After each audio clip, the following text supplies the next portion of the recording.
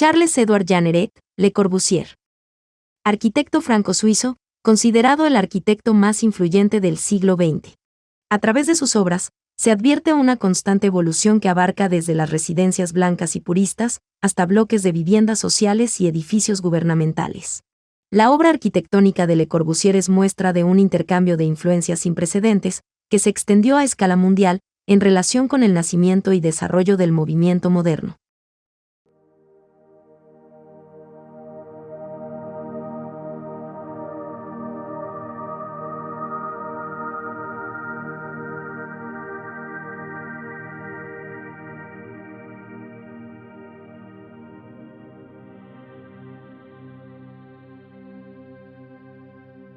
Esta doble vivienda pertenece a la serie de casas realizadas por el arquitecto en París durante la década de 1920. En ellas Le Corbusier experimenta los principios instrumentales y conceptuales que paralelamente desarrollará a lo largo de los sucesivos prototipos. Se genera una composición articulada a partir de la adición de un volumen rectangular alargado a otro dispuesto a 90 grados respecto del anterior. La disposición en L presenta una combinación de alzados curvos y rectos, determinados por el entorno circundante. Parte del conjunto se eleva sobre pilotes y otra se asienta sobre el terreno. Los trazados reguladores actúan como un medio geométrico para definir la posición de los ventanales y dar proporción a la composición plástica. Un jardín en la azotea se encuentra amenizado con variedad de especies de árboles y flores. Al aprovechar un programa ideal de casas-galería, el arquitecto introduce en el espacio interior el concepto de paseo arquitectónico, que permitirá múltiples y sorpresivas perspectivas en el trayecto, potenciadas por la iluminación natural a partir de variedad de ventanales. Algunas ventanas se iluminan, otras quedan en penumbra. Se produce una alternancia de luces y sombras, así como una tensa armonía que resulta de la conexión entre el interior y el exterior. El conjunto arquitectónico en el exterior es neutro, pero con toda la sorpresa contenida en su interior. Le Corbusier define la policromía al pintar algunas paredes de azul y aquellas a plena luz de rojo, entre otros colores. El blanco permite afirmar la presencia exacta del volumen externo, y la policromía separa los planos y disminuye las sombras proyectadas contra los muros.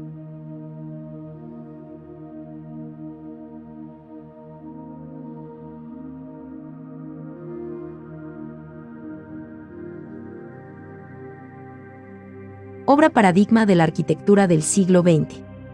La Villa Savoye se levanta en el centro de un predio, circundado por una gran arboleda. En esta obra Le Corbusier expone un conjunto de términos que constituyen su lenguaje formal, y en cierta medida, el lenguaje formal de la arquitectura moderna. En la Villa Savoye Le Corbusier ejemplifica su ideal de la casa como una máquina para habitar. La casa es funcional al igual que una máquina y de esa funcionalidad deriva la belleza, de tal manera que las actividades de la vida diaria en ella se vuelven fundamentales para el proceso compositivo. Esta máquina para vivir sintetiza y codifica los 5 puntos para una nueva arquitectura, sobre los cuales se sustenta el lenguaje arquitectónico corbusiano. Un paralelepípedo conforma la composición volumétrica, este se apoya sobre un basamento y parece estar suspendido sobre una estructura de pilotis de concreto armado, dispuestos en una retícula ortogonal y a una distancia continua. Un volumen puro, rígido y sobrio que pende en el aire, asemeja estar flotando, al alejarse del suelo nos muestra el triunfo de la geometría del hombre sobre la naturaleza. Este distanciamiento del terreno se refleja de manera clara al disponer los espacios principales de la vivienda. En el segundo nivel, por el contrario, las habitaciones de servicio y las cocheras se distribuyen en la planta baja. Una rampa interconecta los diferentes niveles de la villa. Se sitúa sobre el eje del proyecto y se convierte en la espina dorsal de este. Nos muestra un paso dinámico y una expansión gradual del espacio a medida que se va subiendo. El recorrido de la rampa culmina en la terraza, donde la vivienda, ya liberada de los compromisos funcionales, se convierte en un espacio casi poético.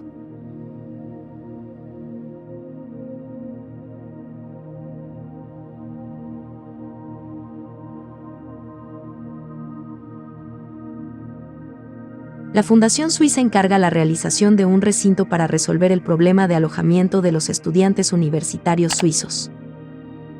Le Corbusier concibe la solución organizando los cuartos para estudiantes en un paralelepípedo de 4 plantas de 49 metros por 9 metros, suspendido sobre pilotis y extendiéndose en su eje longitudinal al este-oeste. la obra consta claramente de dos volúmenes diferenciados. Por un lado, el pabellón en forma de paralelepípedo que contiene los dormitorios de los estudiantes y por el otro, la forma libre que contiene las zonas de reunión, el conjunto de los espacios individuales y el espacio social. El volumen de dormitorio se separa del suelo por medio de grandes columnas de concreto.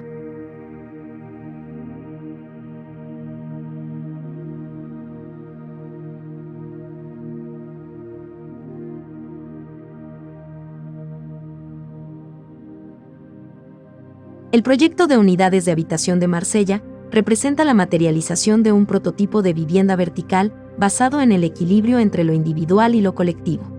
Soportada por robustos pilotis, la unidad adopta la forma de una barra horizontal de 160 metros de longitud, dispuesta en sentido norte-sur, con la finalidad de lograr mayor eficiencia lumínica.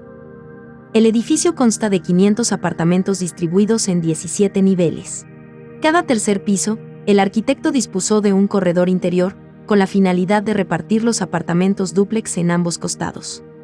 Por los apartamentos cuyo salón se sitúa hacia el oriente se accede por el nivel inferior, los que se ubican al poniente, se ingresa por el piso superior. Este sistema cruzado permite que todas las viviendas dispongan de fachadas orientales y occidentales, para beneficio del asoleamiento, ventilación cruzada y visuales. Los pisos 7 y 8 corresponden a calles públicas elevadas y albergan los comercios básicos para satisfacer las necesidades de los residentes. El uso de las series roja y azul del emodulor es constatable en las dimensiones básicas de las células, tanto en planta como en alzado. La terraza jardín de la unidad se concibe como un instrumento de avistamiento del paisaje circundante. Aunado a este factor, se potencializa el carácter cívico de la cubierta, debido a la presencia de equipamientos tales como una guardería, un gimnasio, una piscina y un teatro al aire libre. Los ductos de ventilación y los cuartos de máquinas representados en imponentes bloques de concreto someten al visitante a tensiones y pausas contemplativas.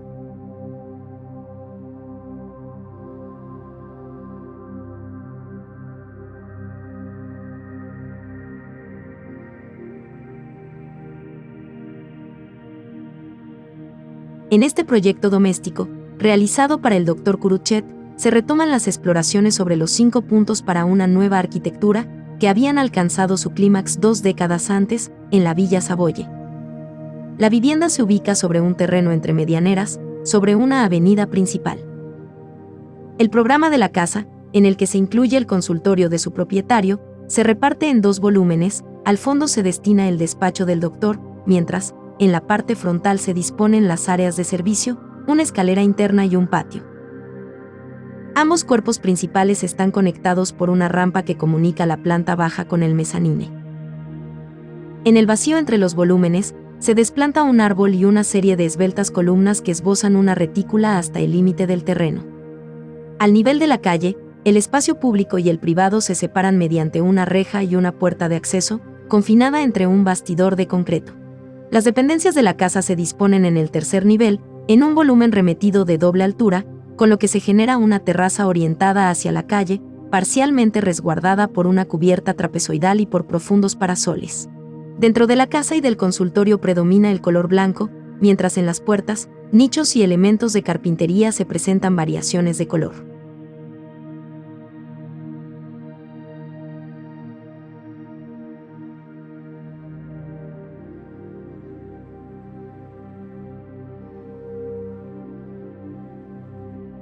Obra relevante de la arquitectura religiosa, la capilla de Ronchamp fue concebida por Le Corbusier para un grupo de monjas clarisas que anhelaban reconstruir su centro de peregrinación, asentado solitariamente sobre una colina que domina la pequeña ciudad francesa y devastado a consecuencia de los bombardeos de la guerra. La obra destaca por el valor escultórico de sus volúmenes y el dramático espacio interior que configura. Se presenta una reinterpretación de la planta basilical cristiana. Los contornos de la nave se deforman y se delinea un inusitado transepto sobre uno de los flancos, rematado por capillas curvilíneas. Vitrales polícromos se incorporan junto a superficies pintadas con colores intensos. Un haz de luz se filtra a través de una hendidura entre la cubierta de concreto y los muros que aparentemente la soportan.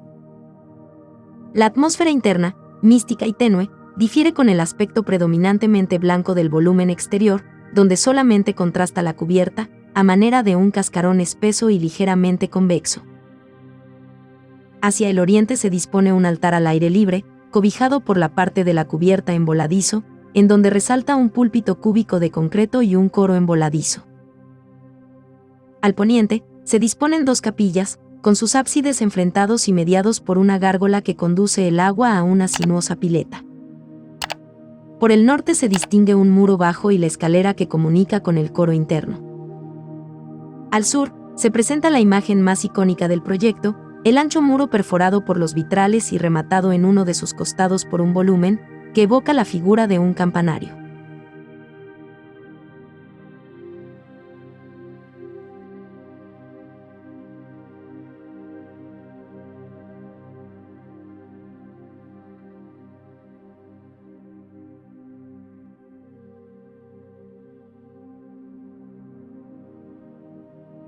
Tras la división de la India y Pakistán, el estado de Punjab requería una nueva capital. Le Corbusier proyecta un centro urbano, cuyo núcleo albergará el distrito gubernamental, sede del poder político. El distrito se organiza a partir de grandes masas de edificios conectados entre sí, a través de ejes compositivos que estructuran los espacios abiertos. En un extremo del complejo se levanta el Palacio de Justicia. Consta de un prisma de planta rectangular, en donde se configura un gran pórtico de concreto armado. El volumen se divide en dos bloques, que albergan la sede de la Corte Suprema y una fila de 8 salas de audiencia respectivamente. 3 grandes pilares de concreto que abarcan la altura del edificio tienen la función de separar los dos bloques. Estos elementos se retraen del paño exterior del pórtico, con lo que se genera una marquesina, con el objetivo de disminuir la incidencia solar sobre las salas. En la orilla opuesta del distrito gubernamental se emplaza el edificio del secretariado. Se trata de un alargado volumen horizontal, construido enteramente en concreto aparente y se divide en 6 bloques de 8 plantas. Alberga diversas oficinas gubernamentales. Un par de rampas escultóricas brindan la circulación vertical a través de los niveles del edificio. Las extensas fachadas frontal y posterior del edificio se componen a partir de una serie de perforaciones que alojan pequeñas ventanas cuadradas y se enmarcan por hileras de parasoles, utilizados para mitigar la luz solar. Los vanos se modulan rítmicamente y se reduce la masividad de las fachadas. El Palacio de la Asamblea es la construcción de mayor complejidad dentro del distrito gubernamental. Es una compilación de las experiencias plásticas de Le Corbusier. La volumetría se conforma a partir de un gran bloque rectangular, al cual se adosan un paraboloide hiperbólico y una pirámide irregular, que corresponden a las cámaras legislativas. Se accede al edificio a través de un gigantesco pórtico formado por pilares pantalla que sostienen una imponente cubierta cóncava, cuya función es verter el agua del monzón en los 2 estanques que enmarcan la entrada.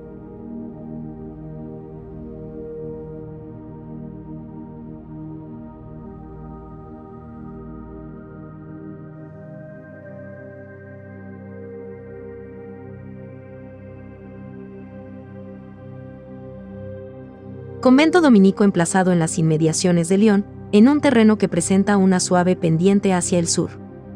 El conjunto parece seguir el orden en planta proveniente de la regla benedictina.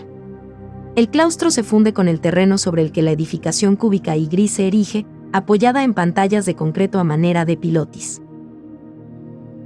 El programa colectivo se desarrolla en 2 niveles, a lo largo de las salas oriental, occidental y sur. Destaca el refectorio en el ala occidental.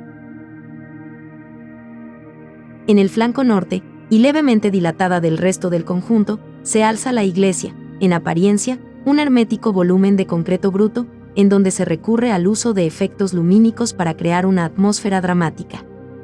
A través de unas claraboyas con superficies internas revestidas de color, se disparan al interior rayos solares que irrumpen la penumbra de la sinuosa cripta del costado norte y de la sacristía. El campanario solo es perceptible desde el exterior, un bastidor de concreto montado sobre 2 pantallas trapezoides. Las celdas destinadas para los monjes se reparten en los 2 últimos niveles de la edificación y recorren 3 salas del mismo. Se organizan de manera tradicional, mediante circulaciones volcadas sobre el gran claustro, lo que provoca que todas las habitaciones se orienten hacia el exterior del conjunto.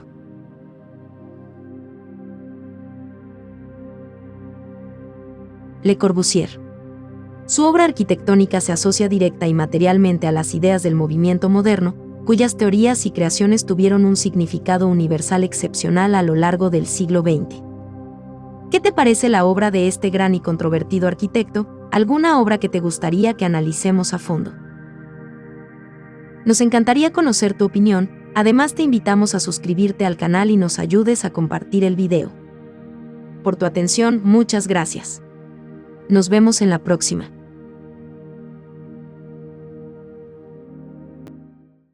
El uso de las series roja y azul de Lemayule